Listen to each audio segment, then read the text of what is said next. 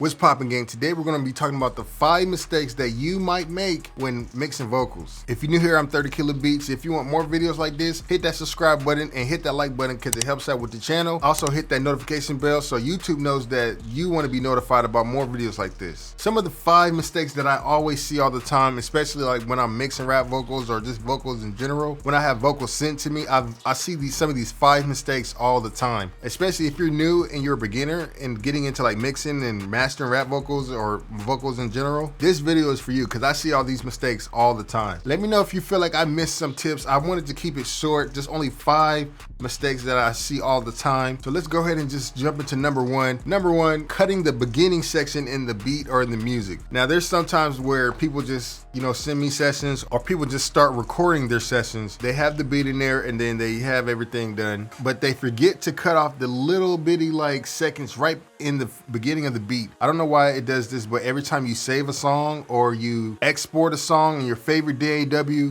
it doesn't matter what program you got, every time you save the song, it always adds like a little bit of space in the beginning. And then when you record on the track, say you do have the BPM of the beat, right? And you record on the track, now all of a sudden when you want to copy and paste the hook, you can't really do that because it's going to be off beat because your beat is not all the way on the grid because you have that extra little space in the beginning. You gotta really cut that out. Sometimes I be forgetting myself. Every time I get a session in to me sent in, I always cut that out first because you gotta make sure your beat is on the grid. You know what I'm saying? And that way when you're doing your delays effects and all different types of effects and stuff like that, and you got it set to the BPM, it'll automatically just match up perfectly. So that's number one. Just start doing that as much as you can, as much as you can remember. Just make sure you cut that little piece out in the beginning. It's really annoying. I don't know why programs be doing that. Next, let's talk about making sure you actually set it to the grid. Like, got so many sessions where people don't actually use the tempo and set it right. You know what I'm saying? You could do other things like click on the numbers in the tempo section on Pro Tools and tap T while you're playing the beat at the same time. It'll actually change to whatever the beat might be. Like if it's like 150 and you're hovering around that area when you're tapping, the beat might be 150. So set your tempos when you're recording your songs and stuff like that. And it also helps your engineer a whole lot better in the mixing process. When you be like, oh,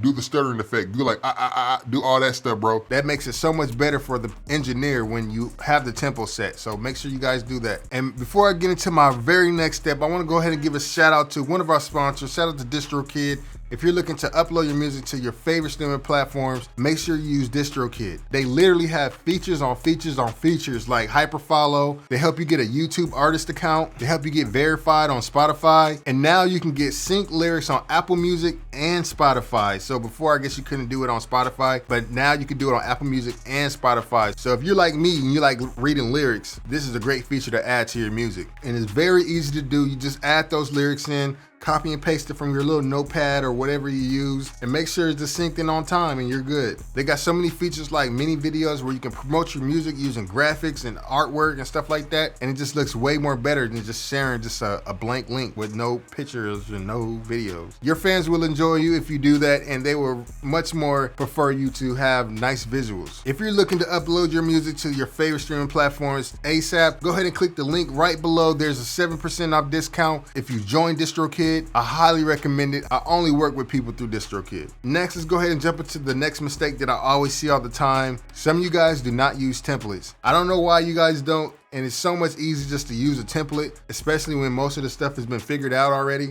Why not just use a template? Also, especially like when you're doing paid mixes and stuff like that, it's best to have a template so you can just quickly just go through some of these songs that people are sending you so you can move on to the next. You don't want to be sitting there taking a whole week just to mix one song. You know what I'm saying? So it's best to really focus in on like mixing in a short amount of time. And you can do that by simply using a template. Personally, I have a template myself that I use all the time on all my songs. If you heard a song from me, I damn near use this template. There's a link in the description if you want to check that out. There's a free download if you want to get started with that. I highly recommend using templates. You can never go wrong with that, man. Stop being scared, bro. Just go ahead and use that template, man. Next, a lot of mistakes that I see all the time is not using the proper headphones and speakers. I understand, like if you're just an artist and you need some type of speakers to listen to your music through, so you might get some 5-inch speakers or something like that. Okay, I understand what you're doing. I get that. But understand that if you're using 5-inch speakers, those are not really designed for mixing and mastering. Like, you could hear the music and it might sound pretty decent, but when you want to like mix and master and get into details, you don't have all the frequencies there to really fully understand what's going on. If you guys don't know, I have HS8s, and as far as my headphones go, I have Audio-Technica M50s. So I use these headphones all the time, and it actually needs some new ear cups on it because I've been using these headphones for damn near 4 to 3 years now, and I haven't